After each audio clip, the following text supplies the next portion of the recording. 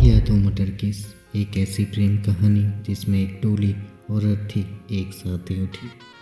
क्या हुआ उस रात निक्की के साथ, जानिए हमारे साथ पूरी कहानी।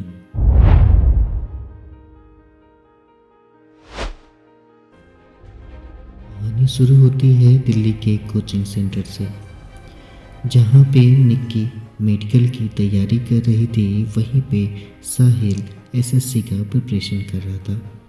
दोनों के बीच में दोस्ती हुई और दोस्ती प्यार में बदल गई। अब निक्की और साहिल ने एक साथ लिव इन रिलेशनशिप में रहने का फैसला कर लिया। निक्की के घर वालों को इस बात की जरा सी भी जानकारी नहीं थी। वहीं साहिल के घर वालों को थोड़ा मोड़ा शक हो गया था कि ये दोनों लिव इन रिलेशनशिप में रह रहे हैं। साहिल गहलोत के घर वाले इस रिलेशनशिप से बिल्कुल भी खुश नहीं थे, इसलिए उन्होंने साहिल की शादी कहीं और तय कर दी।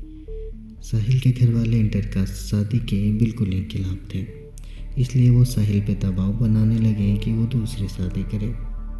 वहीं कुछ दिन बाद ही साहिल भी शादी के लिए राजी हो जाता है और निक्की से बिन बताए वो दूसरी शादी की तैयारियों में लग जाता है।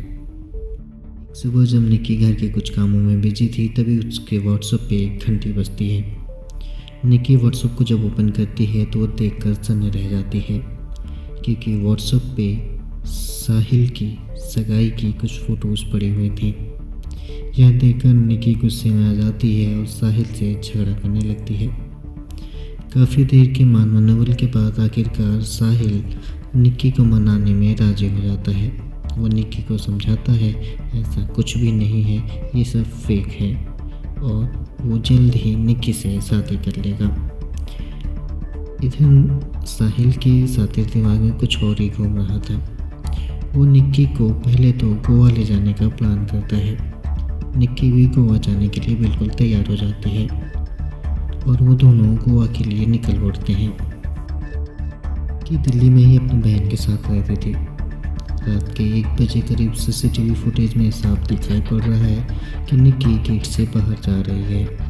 दरअसल में रात के 1 बजे समीर आता है और निक्की को लेकर बाहर चला जाता है। निक्की भी 2 बैगों के साथ कश्मीरी गेट के लिए साहिल के साथ कार में रवाना हो जाती है।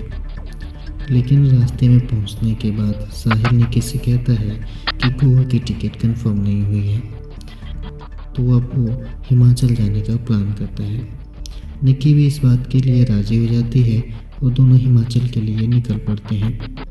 वो दिल्ली के आईएसबीटी से बस लेने के लिए निकलते हैं और कार को पार्किंग में खड़ा करने के लिए सोचते हैं। लेकिन तभी समीर के घर से फ़ोन आने लगते हैं, लेकिन समीर बार बार फ़ोन को कट कर देता था। लेकिन इस बार ये फ़ोन उसके डैड का था और समीर ने इस फ़ोन को उठा लिया। उसके डैड काफ़ी गुस्से में थे, उस पर भड़के हुए थे, क्योंकि अगली सुबह समीर की बारात निकलने वाली थी।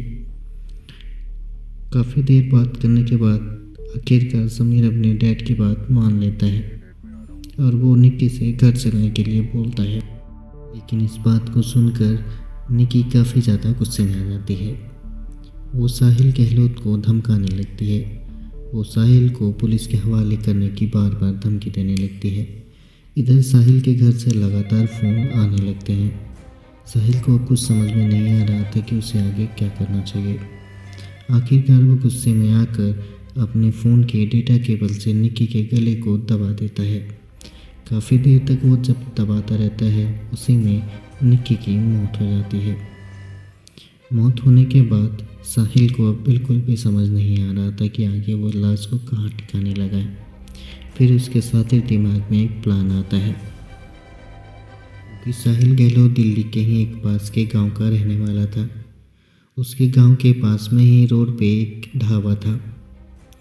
साहिल ने कार को उस ढाबे की तरफ मोड़ दिया और रात को निक्की की लाश को लेकर उस ढाबे में पहुंच गया। ढाबे में जाने के बाद निक्की के लाश को कार के डिक्की में बंद करके वो वापस सुबह घर आ गया, क्योंकि सुबह हो गई थी और आज साहिल गहलोत की बारात भी जाने वाली थी।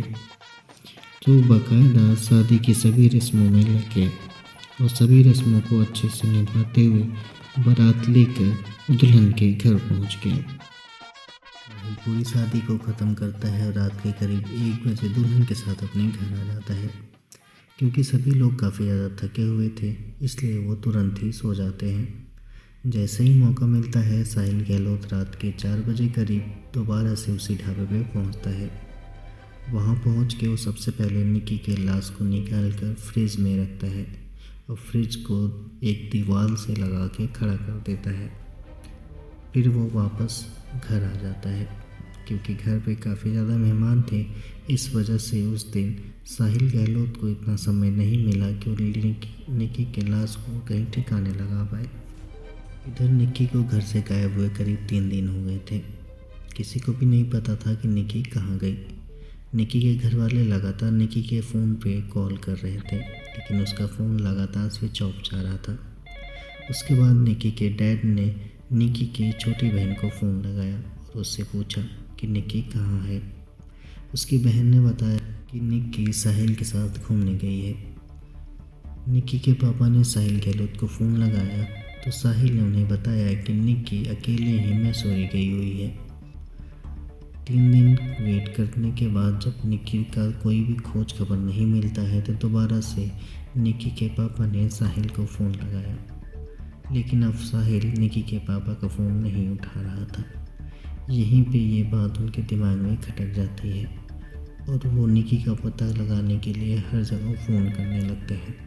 तो दिल्ली पुलिस के मुखबिर ने एक खबर दी कि साहिल गहलोत ने शादी कर ली है, लेकिन अजीब बात यह है कि उसकी लिविंग पार्टनर 3 दिन से गायब है।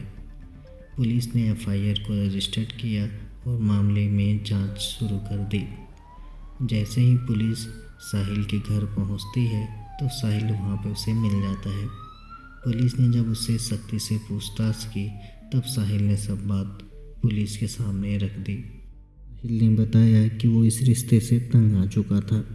निक्की बार बार उससे लड़ाई करती रहती थी और साहिल के पास अब कोई भी ऑप्शन नहीं था, क्योंकि साहिल के घर वाले उस पर शादी का दबाव बना रहे थे और साहिल भी निक्की के इन झगड़ों से तंग आ चुका था, जिसकी वजह से वो गला घोट कर उसकी हत्या कर देता है और बैग में भर कर उसे डिक्की में बंद कर देता है। कुछ दिनों बाद ही वो फ्रिज में उसे रखा रहता है, लेकिन तब तक पुलिस को उसकी भनक लग जाती है। वैसे तो निक्की काफ़ी पढ़ी लिखी और समझदार लड़की थी, लेकिन एक समझदारी में वो चूक गई। वो अपने परिवार वालों को इस बात के बारे में बताना भूल गई। दोस्तों, आपको क्या लगता है कि निक्की का ये फैसला सही था या बिल्कुल गलत ही था? हम आखिरकार क्यों ऐसे हो जाते हैं कि अपने परिवार को ही एक समय में भूल जाते हैं और एक अनजान लोगों पे इतना ज़्यादा भरोसा कर लेते हैं जिससे कि हमें ही नुकसान होता है। दोस्तों, आपको इस कहानी से क्या सीख मिलती है? आप हमें कमेंट करके ज़रूर बताइएगा और अगर आप चैनल पर नए हैं तो चैनल को लाइक सब्सक्राइब करना बिल्कुल मत भूलिएगा। मिलते हैं नए वीडियो में।